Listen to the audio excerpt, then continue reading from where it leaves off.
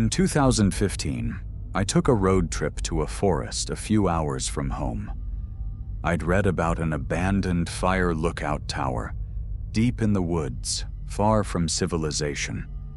There were no trails, no roads, no coordinates, just vague directions and grainy photos posted by a few brave hikers over the years. The last post I found was from 3 years earlier. They said the place was still standing, but barely. Technically, I wasn't even supposed to be there. It was government property, closed due to safety. But I wasn't going for the rules. I wanted the silence, the isolation, the untouched wilderness. I packed light, food, water, my GPS, sleeping gear, and a headlamp, and parked on an old mountain road that looked like no one had used it in a decade. From there, it was pure wilderness. No trail, just endless forest. Trees so thick they blocked the sky. Thorns clawed at my legs. Ravines and fallen trees made every step a battle. 4 hours in, I was about ready to turn back. My legs ached. I was soaked in sweat. But then, I saw it. Rising above the canopy like a forgotten monument was the top of the lookout tower. Weathered, pale, but somehow still there. As I entered the clearing, the structure loomed over me. Skeletal, silent, untouched by time. A rusted ladder spiraled up to the narrow cabin at the top. I tested the beams. They held. The ladder creaked but didn't sway. The view from the top was unreal. Forest in every direction. No signs of life, no trails, no buildings, just trees and mist stretching into oblivion. Inside the cabin was nothing more than a rotting mattress and a crooked desk. The floor creaked under every step. But I didn't care. This was what I came for. As the sun dipped, the sky turned gold and blood red. I ate in silence, legs dangling over the edge, watching the forest go dark. And then, the silence deepened. No wind, no bugs, no animals, just a black, suffocating stillness. Around 10 p.m., I noticed it, a faint orange glow moving through the forest below. At first, I thought it was firelight, flickering, soft. But it wasn't a flashlight. Too warm, too alive. It bobbed gently, like someone holding a torch. Who the hell uses a torch? In the middle of the woods? At night? I watched it weave through the trees, getting closer to the clearing. And then, it vanished, just like that. Snuffed out. I stared into the darkness for half an hour. Nothing. I started to turn inside, telling myself it was probably a camper. But just as I did, I saw them. A figure, standing motionless at the edge of the clearing, not moving, not speaking, just staring up at me. I called out, "Hello?" No response. Then, they slowly lifted one arm and waved. I didn't breathe, I didn't move. Then, as silently as they appeared, they turned and walked back into the trees. I stayed awake for a while, staring out, waiting, but nothing else came. Eventually, I zipped into my sleeping bag, telling myself I was just spooked, just tired. But sometime after midnight, I woke up. Something was wrong. No wind, no creaking, just stillness. Thick, unnatural. Then I heard it. Creak, a soft metallic squeal. The ladder, another creak, then a clank, and another. Footsteps. Someone was climbing the ladder. I held my breath, heart thundering in my chest. Maybe it was the wind again? But no. It was rhythmic, deliberate. I crawled to the doorway. The steps got faster. Whoever it was, they were hurrying. Then it stopped. I leaned over the edge and looked down. No one. The ladder was empty. I backed away, confused, when suddenly, bang, bang, bang, footsteps, running, on the other side of the cabin. I spun around just in time to see a dark figure flash past the windows. That was it. I grabbed my bag and bolted. The ladder shook as I leapt onto it. My hands were slick, trembling.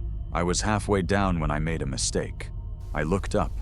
A face, just peeking over the edge of the platform. Eyes, wide, reflective, unblinking. I don't remember hitting the ground. I just remember running. Branches tore at my skin. Shadows twisted around me. My flashlight was dying, the GPS glitching in and out. But I couldn't stop. Every few minutes, I'd hear something behind me. A twig snapping. A low breath. I didn't dare look back. It took me 5 hours to reach my car. 5 hours of stumbling through darkness, always feeling like I was being followed. I peeled out of there so fast I nearly slammed into a tree. I never went back. And sometimes, late at night, I still dream about that face. Not the whole thing, just the eyes. Reflective, watching, waiting. And I can't stop wondering, if I hadn't woken up when I did, what would have happened at the top of that tower?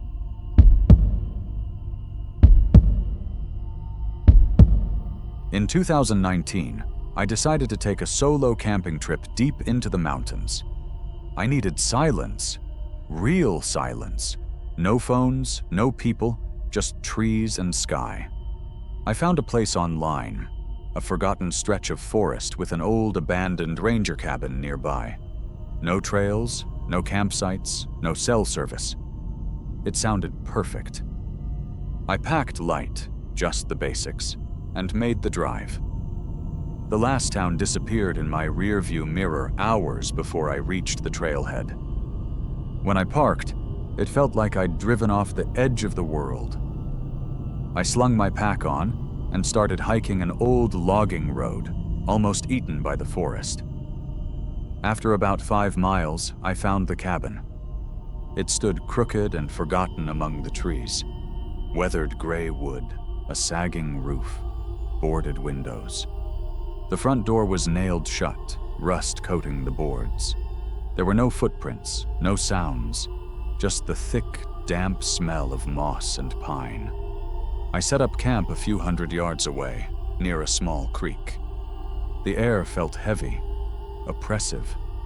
By dusk, a fog rolled in, thick and suffocating, swallowing the trees. I sat by a small fire until the cold started to seep into my clothes, then climbed into my tent and zipped it tight. At some point in the night, I woke up. I wasn't sure why. Then I heard it. Crunch, crunch, footsteps, slow, heavy, circling my tent. I froze, every muscle locked. I grabbed my flashlight but didn't turn it on. Didn't dare unzip the door. The steps stopped just outside. I held my breath. Seconds dragged into minutes. Nothing. Eventually, I drifted back to sleep. But it wasn't restful. When morning finally came, I stepped outside into the gray, fog-heavy air. I checked around my tent. No tracks, no disturbed earth. Nothing. Maybe it was an animal, I told myself. Maybe.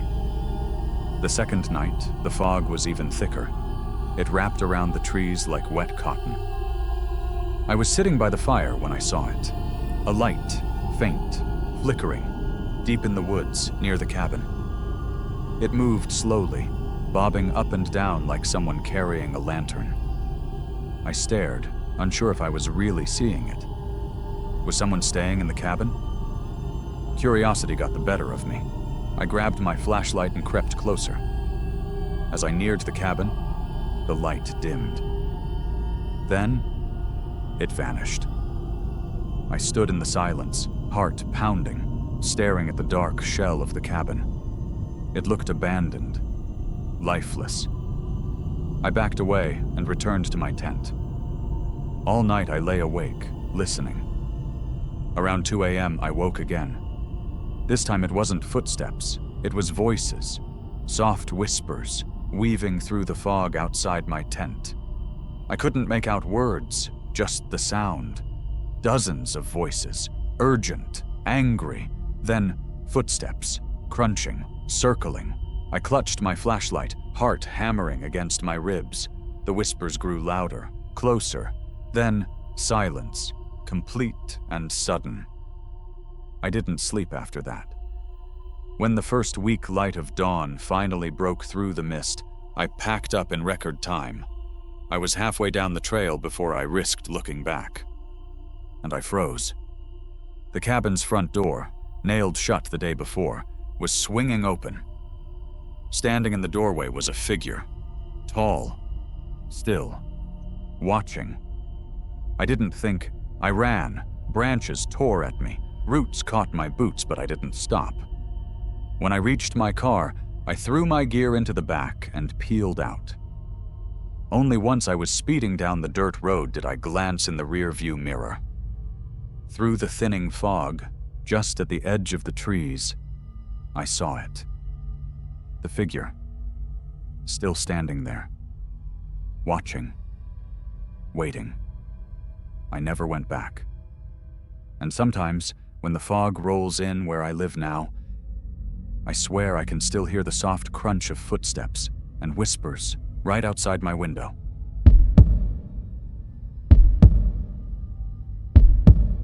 In 2021, I went on a solo backpacking trip to a remote lake in the mountains.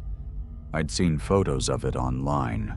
Crystal clear water, surrounded by dense forest, isolated. It seemed like the perfect escape from everything. I didn't tell anyone where I was going. The hike was about 12 miles from the nearest trailhead, so I figured I'd be on my own out there. The first day was uneventful. I hiked through thick forest, crossed a few streams, and set up camp near a small creek. The air was crisp, and the woods were quiet. A little too quiet, but I tried to ignore it. On the second day, I reached the lake. It was even more beautiful than the photos, like something out of a dream. The water was still, reflecting the sky perfectly. There were no other campers, no hikers. It was just me, the lake, and the trees. I set up my tent by the shore, just far enough from the water that I wouldn't get wet if it rained. As the sun started to set, I made a fire and cooked some dinner. It was peaceful. Perfect, really. Then, just as I was finishing my meal, I heard something. At first, it was just a faint sound. A splash. I paused, listening. Another splash. It came from the middle of the lake. I stood up and walked to the edge of the water, staring out into the darkening lake. Nothing was visible, just the ripples fading away. I thought it was probably just a fish or a log drifting in the current, but I couldn't shake the feeling that something was off. The air had grown colder, and the silence around watching. I froze, my heart pounding. Was it another hiker? A hunter? Someone else out here in the middle of nowhere? The figure didn't move. It just stood there, in the fading light, barely visible but unmistakably there. I don't know why, but I didn't call out. I didn't want to break the silence. I didn't want to draw attention to myself. I stayed still, waiting, hoping they would leave. But the figure didn't leave. After what felt like forever, the splashing sound started again, closer this time. I turned back to the water, and that's when I saw it. In the middle of the lake, a shape was moving. It wasn't a fish, it wasn't a log. It was something moving under the water. Slowly, like something was swimming beneath the surface, creating a disturbance. But the water was too still for a swimmer. The figure on the shore didn't move. It stayed exactly where it was, watching me. I stood up, my legs trembling. I grabbed my flashlight and shined it toward the figure. It didn't flinch. It didn't move an inch. I thought I was imagining things, Maybe it was just a shadow, a trick of the light. But the more I stared, the more real it became. I didn't wait any longer. I packed my gear in a panic, barely thinking straight. I didn't even care that it was getting dark. I grabbed my flashlight, turned away from the lake, and started walking quickly back toward the trail. The sound of the splashing grew louder behind me, as if something was following me, moving just beneath the surface of the water, coming closer. I didn't look back. I couldn't. The crunch of my boots on the forest floor was the only sound I could hear, apart from the eerie splashing, still echoing in my mind. I hiked for hours, the darkness swallowing me, my flashlight shaking in my hand. By the time I made it back to the trailhead, my legs were exhausted and my body was covered in a cold sweat. But I didn't stop. I didn't slow down. I didn't look back at the lake. Not once. I never went back there. And every time I think about it, I hear that faint splashing sound in the back of my mind. Something is out there, and it's still waiting.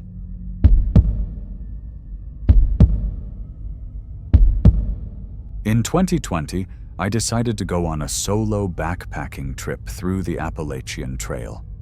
It was meant to be a peaceful getaway, just me and the forest. I hiked for hours, the trail empty, the only sound my boots crunching the dirt. By evening, I reached the campsite, set up my tent, and started a small fire. As night fell, the air grew cold. I sat by the fire, trying to relax, but then I heard it. A twig snapping in the distance, a muffled footstep. I stood up, trying to listen, but the sounds stopped. I convinced myself it was just an animal. But then, they came again. Faint rustling, footsteps growing closer. "Hello?" I called out, my voice barely breaking the silence. No answer. Suddenly, a whisper. Barely audible at first, then clearer. "Your name." I froze. Who was out there? I grabbed my flashlight and scanned the trees. Nothing. But then I saw it, a tall figure standing at the edge of the clearing. Its eyes reflected the light. I froze, heart pounding. Without a sound, the figure turned and walked into the woods. Terrified, I grabbed my pack and ran, hearing footsteps behind me, just out of sight. I didn't stop until I reached a ranger station and told them what happened. The ranger looked at me strangely and asked, "Did you see the other hiker?" I shook my head. I was alone. She nodded. "A hiker went missing months ago near that spot. Some say his spirit still roams the trail." I never went back. But I still can't shake the feeling that whatever it was, it's out there, watching, waiting.